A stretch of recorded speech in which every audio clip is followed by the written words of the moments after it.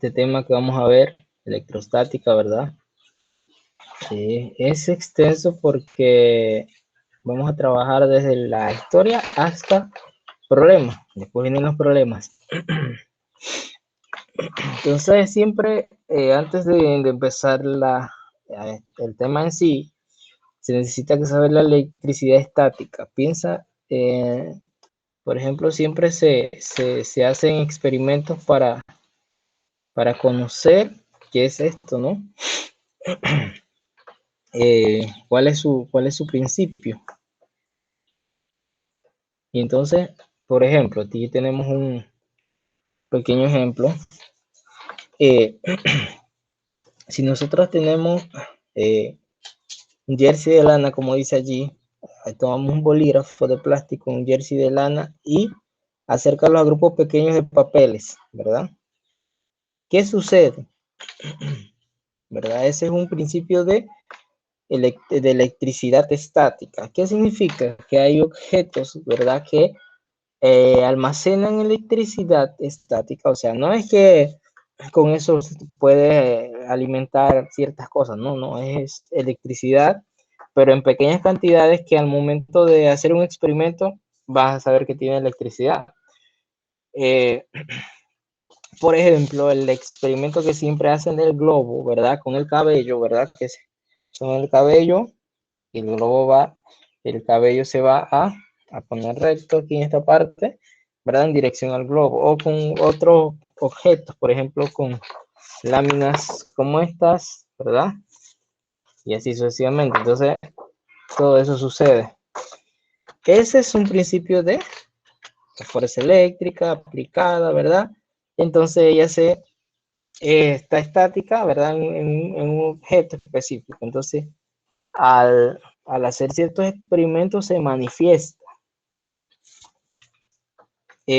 También es la capacidad, como sabemos, de que poseen algunos objetos al ser rosados, de producir electricidad. Entonces, ese principio ya se conocía desde que, por ejemplo, Tales de Mileto, ¿verdad? En el siglo 7 a.C. comprobó que al frotar ciertos cuerpos con un paño aparecían ciertas fuerzas inexplicables y que eran mucho más intensas en el ámbar, en griego electrón.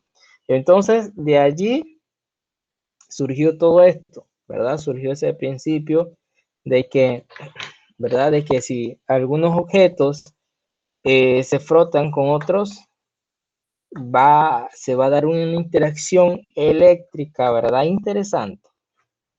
Entonces, por esa razón,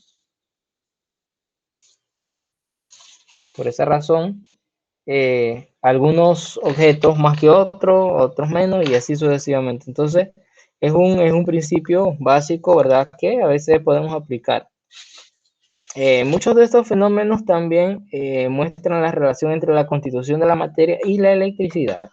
La electricidad es importantísima porque sin la electricidad, por ejemplo, ahorita no estuviéramos comunicándonos. Algunos cuerpos al ser frotados adquieren carga eléctrica. Algunos se cargan y otros se descargan. Entonces, algunos adquieren, otros la carga eléctrica les extraída. Entonces, la corriente eléctrica descompone algunas sustancias en otras más simples. Eso se llama electrólisis. Electrólisis. ¿Cómo se llama el proceso en el cual la electricidad descompone alguna sustancia en otra más simple? Electrólisis. Ese es un proceso básico, así como la fotosíntesis en biología, ¿verdad? Entonces acá en electricidad estamos hablando de electrólisis. A partir de esas evidencias es que se empezaron a estudiar la naturaleza eléctrica, con los modelos atómicos y todo eso, ¿verdad? La primera partícula que se descubrió fue el electrón en 1897. Thomson, ¿verdad? Que vivió desde 1856 hasta 1940, demostró con experiencias basadas en tubos de vidrio y grandes descargas eléctricas la emisión de partículas cargadas negativamente. A los constituyentes de estas partículas se les denominó electrones. Entonces, ese término, ¿verdad? Ya tiene varios siglos desde que se empezó a utilizar por primera vez. Y de la palabra ámbar, que viene de la antigua Grecia, ¿verdad? Y se viene utilizando bastante. Entonces, también podemos hablar un poco acerca sobre los modelos atómicos, que fue un principio básico para el inicio de la electricidad. Eh, la partícula que se descubrió es de una masa tan pequeña que se considera despreciable, ¿verdad? Y carga eléctrica negativa, permitió que se explicara el comportamiento eléctrico de la materia, que curiosamente, por eso les mencionaba, ya habían postulado los griegos 2000 años antes. O sea que con 2000 años de diferencia se sentaron las bases, ¿verdad?, de la electricidad, y todo esto gracias al descubrimiento del electrón. Por tanto, claro, se revisaba el modelo de átomo indivisible de Dalton también. Si el átomo no era indivisible, ¿cómo era por dentro? Si el átomo era eléctricamente neutro y en su interior había cargas negativas, tendría que haber también cargas positivas para neutralizarlo, ¿no? Porque si existía el electrón, pero se sabía que el átomo era neutro, y entonces debe haber una fuerza, un elemento que lo neutralice. Entonces, por esa razón, en 1911, Ernest Rutherford, ¿verdad?, descubrió la partícula positiva constituyente de la materia, que le llamó protón. Su masa era 2000 veces la del electrón y tenía exactamente la misma carga, pero de signo positivo. Algo curioso, ¿no? Con el mismo signo, la misma carga, pero su masa era 2000 veces mayor. Luego de eso, de ese proceso en donde se terminó con descubrir, ¿verdad?, la masa y la carga del protón, se concluye que la materia está constituida por átomos. A su vez, los átomos están formados por electrones y protones. Además, en igual cantidad para que el átomo sea neutro, o sea, 8 protones, 8 neutrones, 8 electrones, y el átomo es neutro.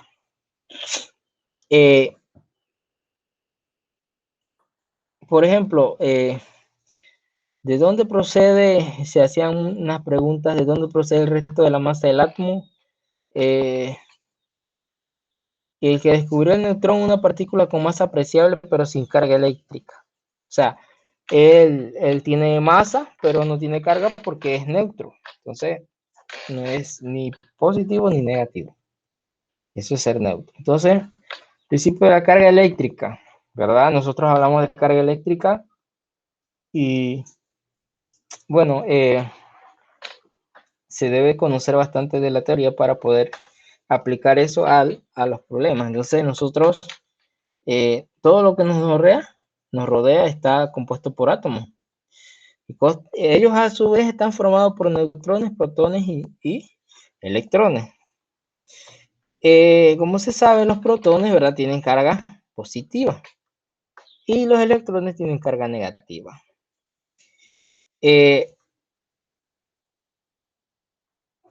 Por eso, los átomos de los cuerpos tienen tanto protones como electrones, por eso que son neutros.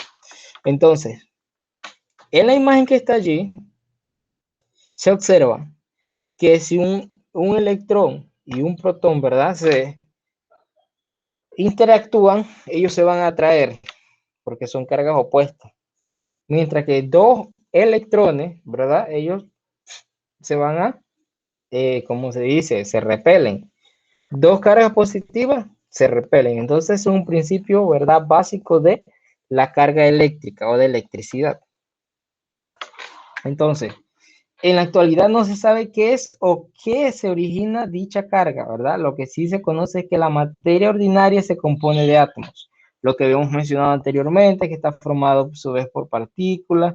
Entonces, muchas veces ellos se encuentran, o sea, girando en el entorno núcleo, y esto se fuga, se pierden, ingresan o se ganan.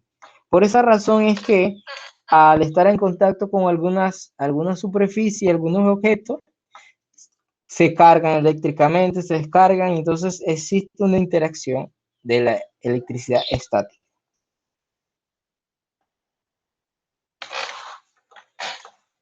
Bueno, otra cosa importante también, ¿verdad?, que debemos conocer son las propiedades de la carga eléctrica.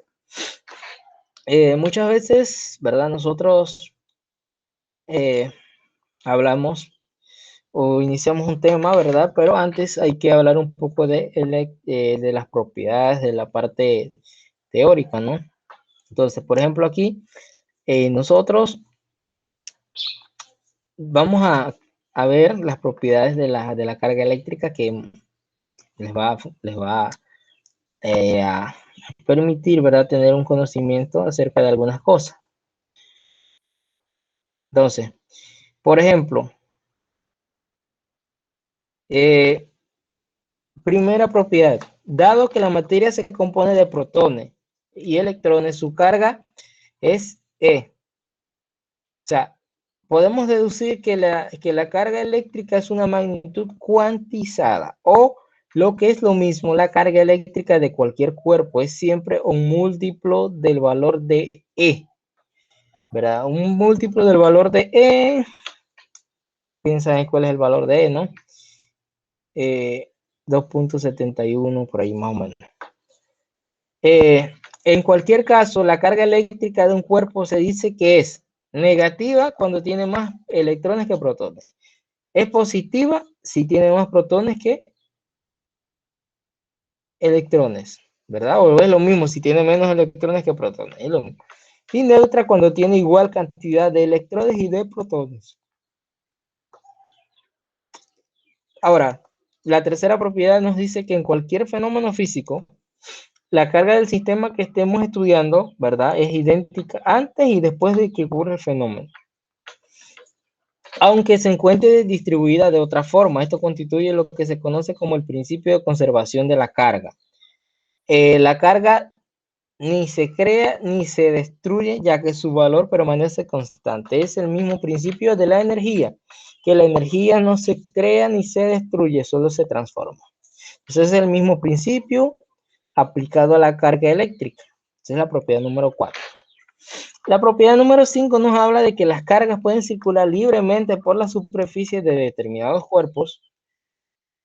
Aquellos que permiten dicho movimiento reciben el nombre de conductores y aquellos que no lo permiten se denominan aislantes. Por ejemplo, hay materiales que son más conductores, son conductores de electricidad, por ejemplo, el cobre, y otros no.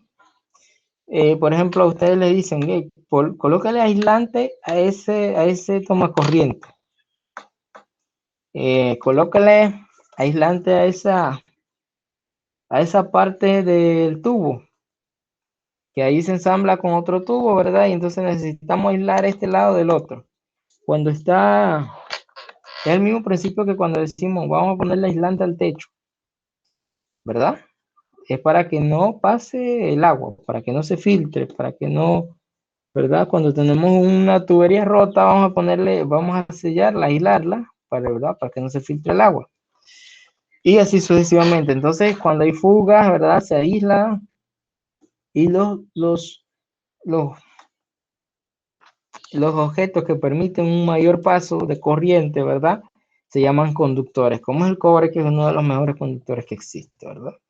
Entonces, la propiedad número 5 nos dice que la fuerza de atracción o de repulsión entre dos cargas, tal y como establece la ley de Coulomb, ¿verdad?, depende del inverso del cuadrado de la distancia que los separa.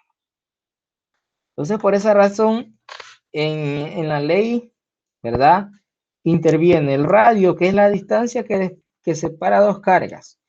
El coeficiente, ¿verdad?, que siempre va a ser el mismo. Las cargas, carga Q1 y carga Q2. Y vamos a encontrar, ¿verdad?, la fuerza eléctrica. Entonces, eso es lo que estamos trabajando. Entonces, los conductores eléctricos, como estábamos viendo, los electrones más cercanos al núcleo están fuertemente ligados por la fuerza de atracción del núcleo. Es como si el planeta que está más cerca del Sol va a sentir más interacciones con el Sol porque está más cerca, ¿verdad? La fuerza de atracción es mayor. Mientras que los electrones del exterior son atraídos más débilmente, por lo que pueden ser separados del átomo. En aquella sustancia en la que es muy fácil arrancar de sus átomos los electrones más externos, estas se comportan como si fueran libres y pueden moverse por el material casi sin dificultad. Entonces, por esa razón es que entonces se hace estudio. Aquí entran los que son los conductores y los aislantes. Los materiales, como son la mayoría de los metales, ¿verdad? El oro, el cobre y la plata, se dice que son conductores. La mayoría de los metales son conductores. Por eso es que a veces se colocan sobre algunos tubos PVC para aislar, ¿verdad? La corriente, si tiene contacto con alguna fuente de energía, se aísla con PVC, ¿verdad? Para que no entre en contacto. Ejemplo hoy. Bueno, hablamos un poco de electrización. ¿Qué es la electrización? Bueno, la electrización de las sustancias puede realizarse, ¿verdad? Por frotamiento, contacto o inducción. Si usted frota un objeto, ¿verdad? Por ejemplo, una varilla de hule. Siempre nosotros hacíamos un experimento de una varilla de hule con un papel como este que les enseñé, ¿verdad? Y uno frota la varilla de hule y lo coloca arriba de la hoja y ella la va a mover, ¿verdad? Entonces, eso es un experimento, ¿verdad? De electrización por frotamiento. En estos procesos la carga neta se conserva y este hecho enunciado por Benjamin Franklin, de los grandes inventores, ¿verdad? Se constituye una de las leyes empíricas fundamentales de la naturaleza. Un gran número de experimentos han mostrado que la carga eléctrica solo aparece en la naturaleza en cantidades que son múltiplos de una unidad fundamental de carga. Esta carga que representamos por E es igual a la carga del electrón. Es decir, la carga eléctrica está cuantizada, eso fue lo que mencionamos. Entonces, el sistema internacional, la unidad de carga eléctrica es el coulombio, representado por la letra C mayúscula. Entonces, que equivale a la carga eléctrica de 6 trillones de electrones. 6 trillones de electrones. Por esa razón, ¿verdad?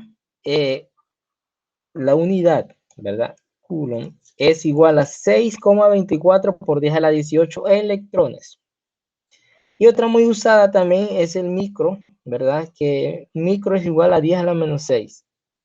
Entonces, por esa razón, siempre cuando trabajamos con fuerza eléctrica, con campo eléctrico, esto es lo más utilizado. Debe saber que micro es por 10 a la menos 6. Siempre que tenemos el prefijo micro y queremos hacer el cálculo y no lo queremos en micro, pero tenemos que calcular eso, sabemos que 10 a la menos 6. Y también sobre las cargas. Es importante, bueno, ya lo comentamos un poco acerca de cómo es la interacción de una carga, ¿verdad? Si está, dependiendo de si es positiva o negativa, cómo es la interacción, ¿verdad? Si se mantiene el principio eléctrico de que si las dos cargas son del mismo signo, ¿verdad? Se repelen y si son de signos opuestos se atraen. Entonces ese es el principio básico, ¿verdad? De la electricidad. Entonces, vamos a hablar un poco. En la ley de Coulomb aplican o trabajan dos fuerzas. O sea, nosotros vamos a buscar la fuerza eléctrica, pero necesitamos dos cargas, necesitamos una distancia. Entonces, por ejemplo, si yo coloco la carga 1 más lejana, por ejemplo, ahí dice que está a 6,0 metros, ¿verdad? Y la carga 2, ¿verdad? Está desde acá. La distancia es mayor ahí, 6 metros. Entonces, la carga eléctrica es de 2, la carga 1 es de 2 microcoulomb y la segunda carga esta es de menos 2. Entonces, como son menos ellas, ¿verdad? al calcular el valor de la fuerza, ¿verdad? Vamos a ver. Dice que la fuerza es 9,9 cuando están a 6 metros de distancia. Entonces, si yo los acerco, entre más cerca está a 3 metros, la fuerza es 39,2 newton. ¿Qué quiere decir eso? Que entre más cerca está la fuerza, o entre más cerca están las cargas, mayor va a ser la fuerza.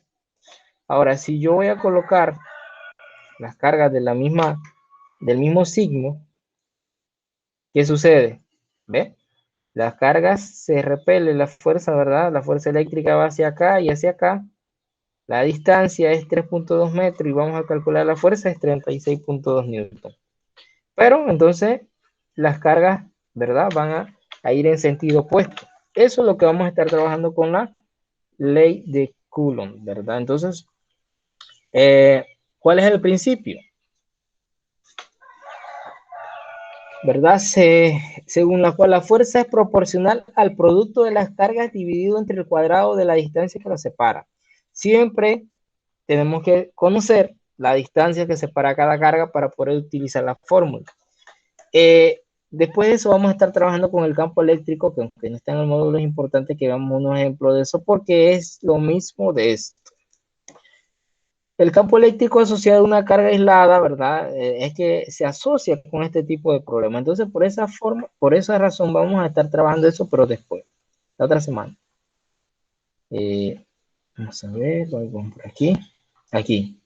Y quería que supieran más o menos la fórmula. Aquí. Esa es la fórmula, ¿verdad? La fuerza es igual a la constante, ¿verdad? Por la carga 1 por la carga 2 por el radio al cuadrado.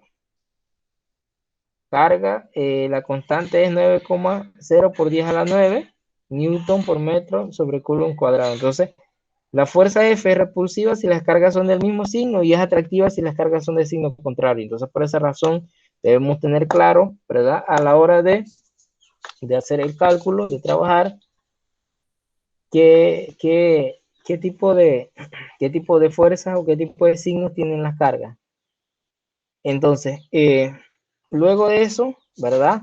Conocer el radio y saber hacia dónde se dirigen la fuerza final. Entonces, la próxima clase vamos a estar trabajando con problemas de la ley, ¿verdad? No solamente vimos la parte teórica. Es necesario que la próxima clase ustedes lean, ¿verdad? Y en la próxima clase vamos a ver eso de la ley de Coulomb, ¿verdad? Entonces, voy a ver si consigo otro laboratorio para hacer una pequeña simulación para ver qué tal. Entonces, le voy a colocar una actividad que tiene que ver con esto de electricidad, pero vamos a ver en el módulo que estaba viendo en antes.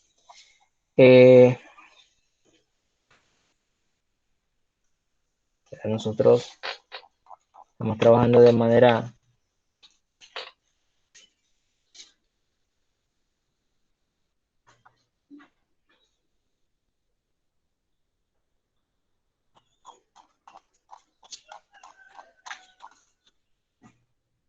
bueno, hay que hacer una actividad aquí de una investigación, que esto la vamos a hacer para esta semana también, pero si ustedes pueden hacer el experimento lo del globo y la lata, ¿verdad? Y ver qué sucede, se podría hacer, si lo pudieran hacer mucho mejor. Entonces, si está a mano de ustedes, ¿verdad? Y vamos a investigar, ¿verdad? Un experimento de esos sencillos que se pueden hacer en casa para una actividad